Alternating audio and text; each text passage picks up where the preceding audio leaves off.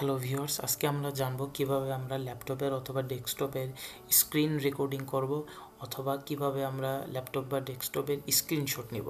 তো এটার জন্য আমাদের করতে হবে যে উইন্ডোজ বাটনটা চেপে ধরে শিফট প্লাস আর বাটনটি ক্লিক করলে তাহলে দেখেন আমাদের এখানে রেকর্ডিং অপশনটা চালু হয়ে যাবে।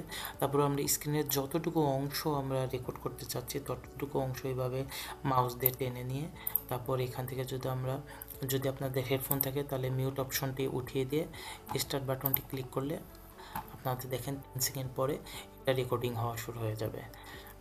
তো এইভাবে আমরা রেকর্ডিং করতে পারি।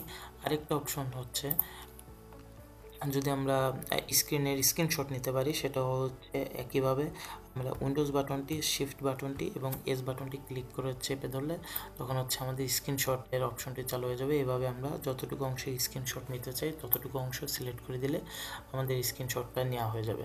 ধন্যবাদ সবাইকে।